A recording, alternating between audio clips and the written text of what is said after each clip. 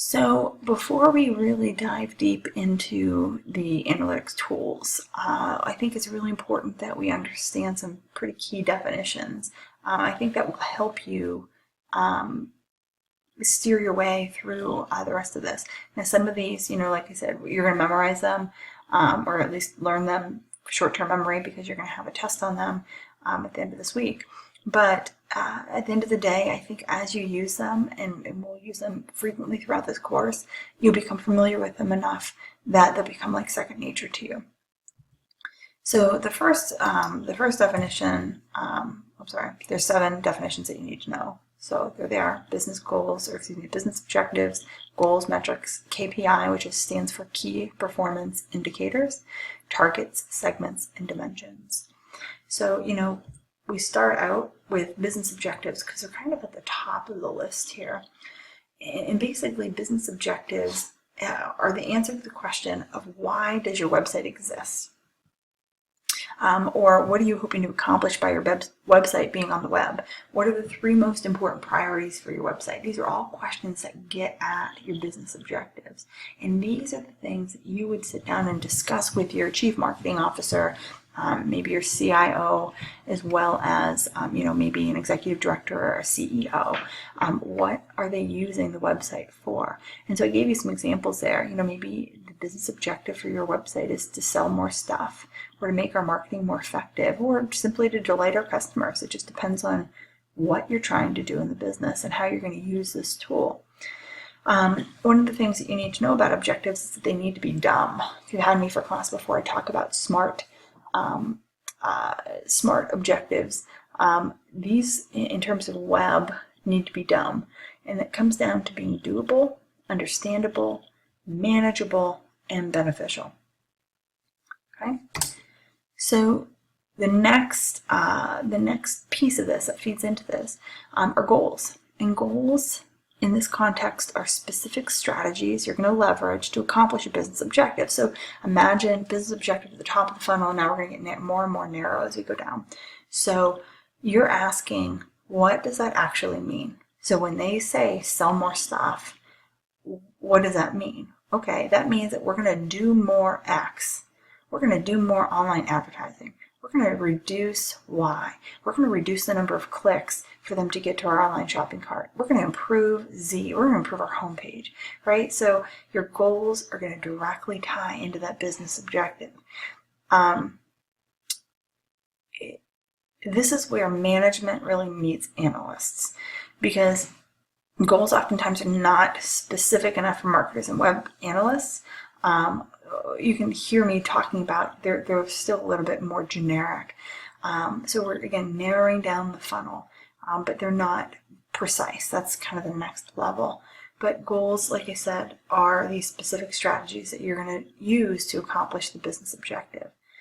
So another example, I guess, would be if we wanted to improve marketing. What would that mean if that was a business objective? We're going to improve our marketing. It means that we're going to, number one, identify broken things in X. We're going to identify broken things in our shopping cart. We're going to figure out how to do something better. So we're going to figure out how to convert people who have been on our website 7 or more times in a period of a month. We're going to experiment with Y type of campaigns. We're going to experiment with social media campaigns. So you get the idea that these are not super specific, but they send you in a direction and everybody's on the same page. So the specific strategies, as I said here on the screen, are what really separates the goals from objectives. Okay, so the specific strategies are what separates them. So the goals tell us how we're going to accomplish the business objective. One of the things that I do want to point out on this is that when you talk, and I think we just talked about this, right? Web analytics tool goals. So when you're in web analytics and you see the word, I'll click back to that screen that we were on, when you see the word goals, this is not what we're talking about. We're not talking about, when I say the word goal, these are not the same. Okay, these goals are a pathway that we're trying to have people reach and achieve on our website, but they are not the the goals that we're referring to when we talk about these specific strategies. Right? The next thing that I want to talk about is a metric, right? So you'll hear a lot about metrics throughout this course. Metrics, simple definition as you can get. Metrics are a number. This is really where most people start their journey.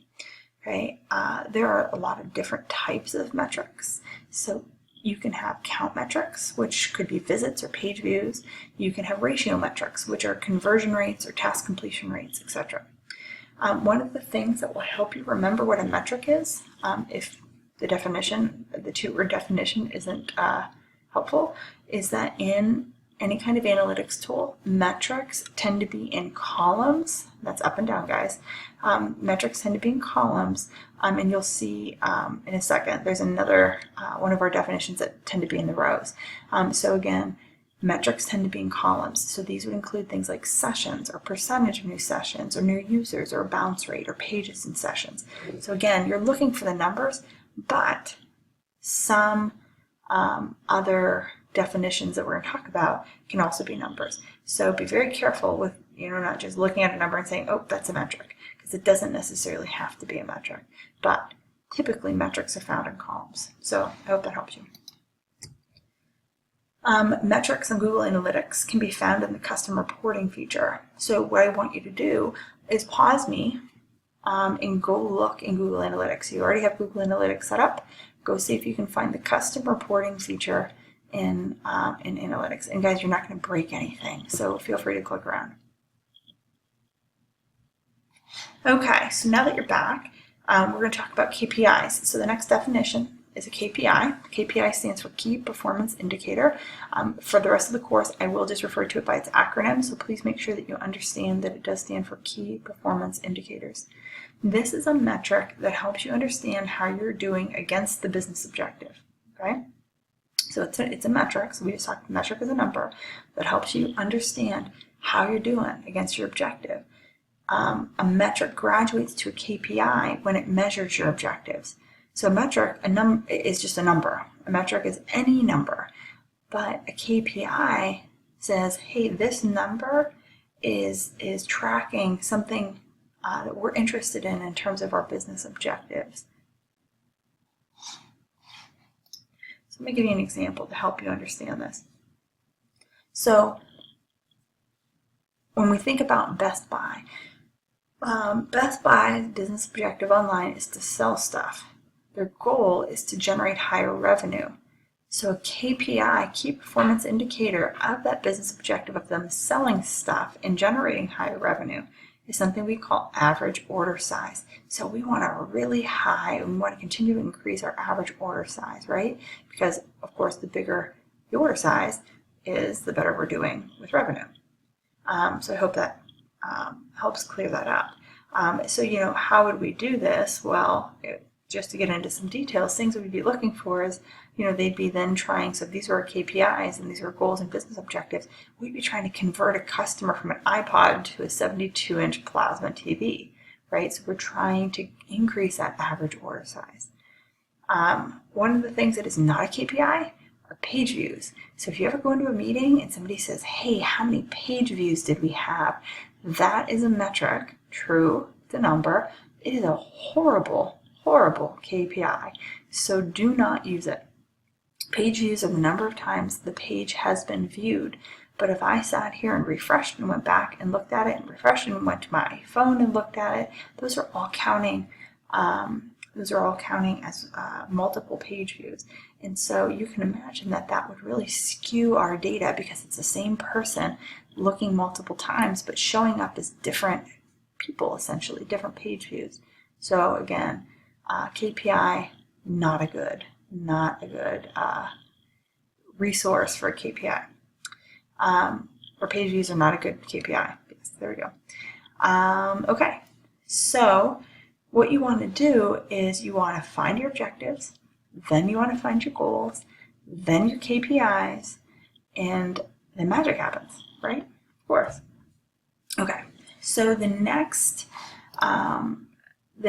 piece here are targets. So when we talk about average order size, what do we mean? Give me a number. And we talk about this in SMART objectives, being specific and measurable.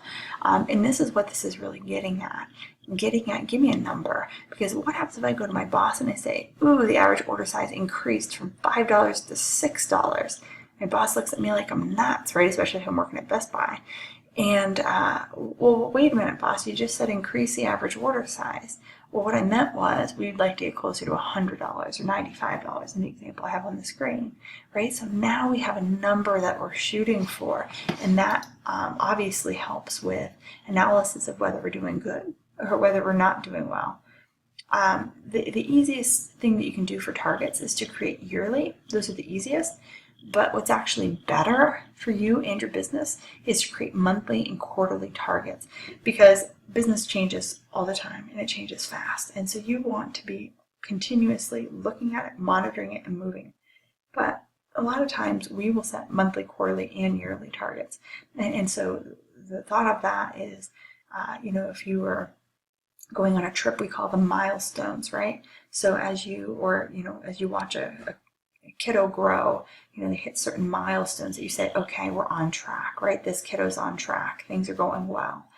If we're traveling to the West Coast, if we never hit Illinois, we'd be concerned, right? Because that's on the way there, and that's a target. So that's what that really is these are milestones on the way to your goal. The next definition or dimensions, these are attributes of the visitor to your website. And so I gave you a whole bunch of examples here, but this is what describes the visitor. So it's not just the visitor, it's not just a number, they're not just a visit to your website. Okay, but what about this person? So here we start getting into some qualitative data, right? So we now know the keywords they use to get to this site, or the location that they're currently living in, or that their computer's in, the number of visits that this person has had to our site. So this is their 5th visit to the site in a time period. Did they take action? How many actions did they take? What page did they view? Did they comment maybe on a blog or on something online, a recommendation? What browser type are they using? And the list goes on and on and on. But these dimensions will help you diagnose where things are going well or not. Okay? Visitors are not just cities and visitor type, like returning. These are multidimensional individuals. And so that's what the dimensions with an S plural means. You need to look at them using multiple areas because it will give you a better perspective of who they are. So one of the things that we can do is do these dimension drill downs. In Yahoo, if you're using Yahoo Analytics, these are called groups. In Google Analytics, they are called dimensions.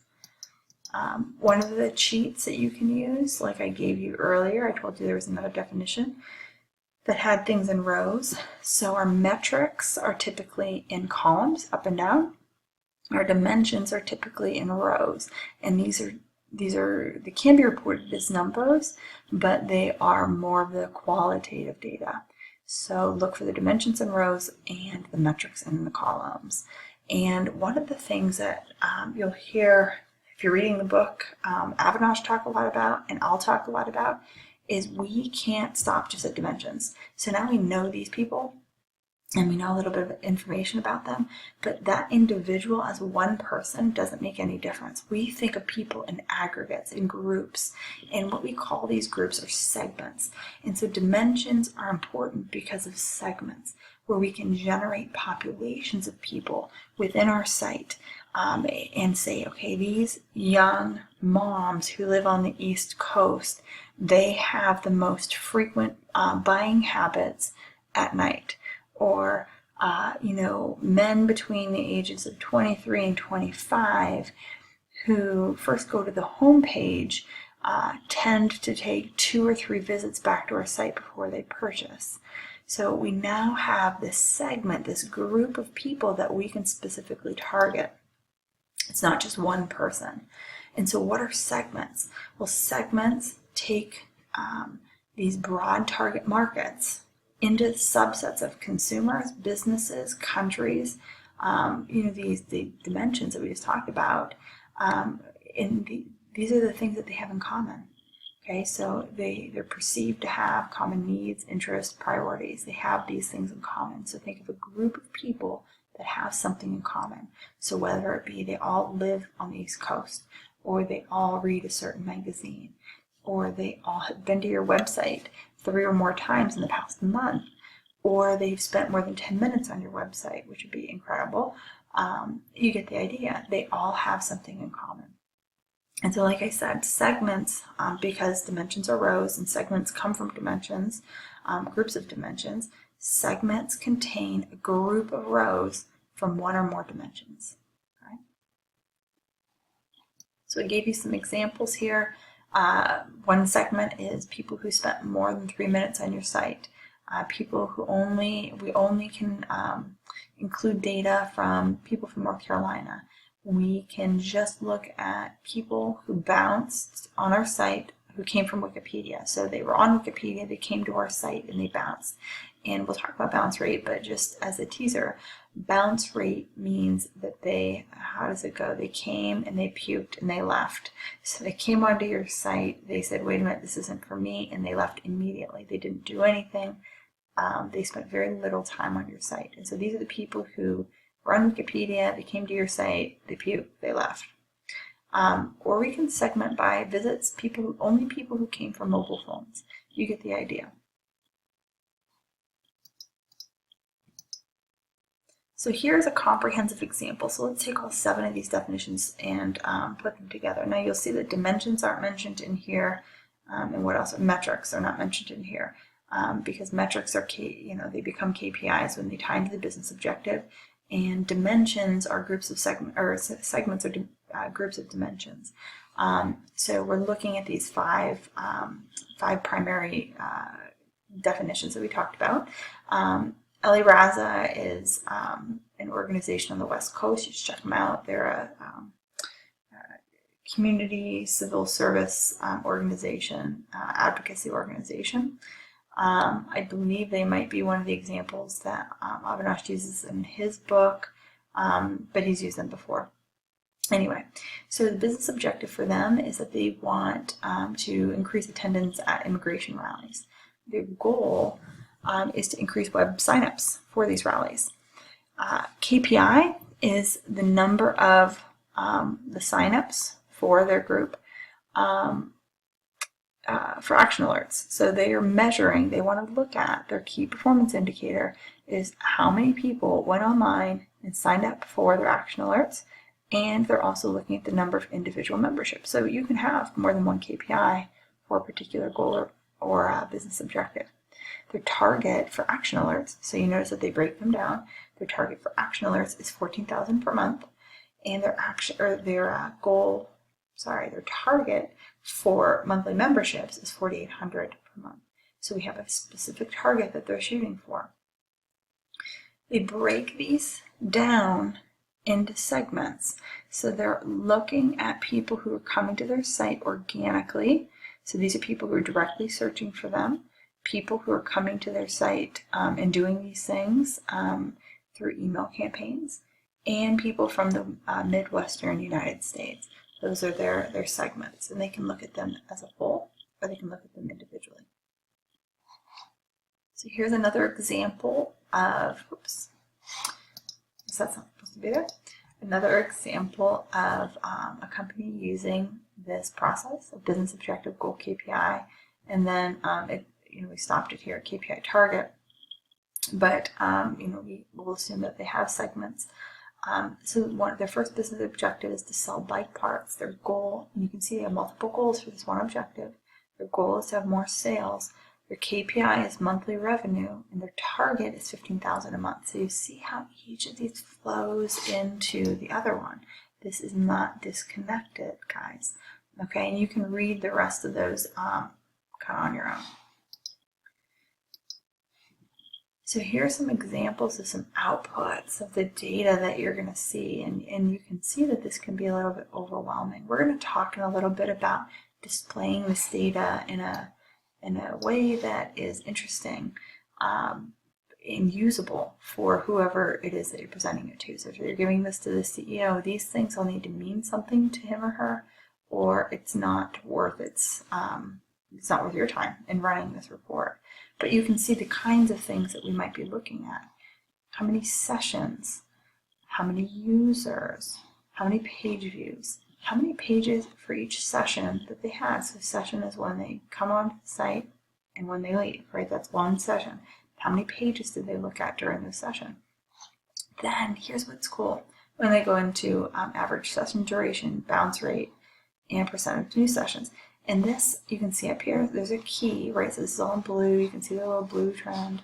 This is all sessions. So everybody who came to the website, what did they do for these indicators? Now, let's do a segment of mobile traffic. How does mobile traffic differ from all the rest of our users? And you can see here, here's mobile traffic, right? The number of sessions, the number of users, the number of page views, pages per session, so they have slightly lower ratio here. But they're spending, what's interesting is they're spending about the same amount of time. Think about this, they're on data, right? And they have a much higher bounce rate. So one of the things I would be asking myself is what is going on with our experience for mobile, right? Because if they're bouncing at 81%, just as an FYI, the higher the number is, or the higher the percentage is on bounce rate, the worse things are. The higher that bounce rate is, I'm asking myself, is there something wrong with our mobile site? Are we not displaying content in a way that people can access it on their mobile phones? Because it looks to me like they're trying to, but they're leaving. Okay. So again, this is just one example of how this would work together in terms of all the different definitions.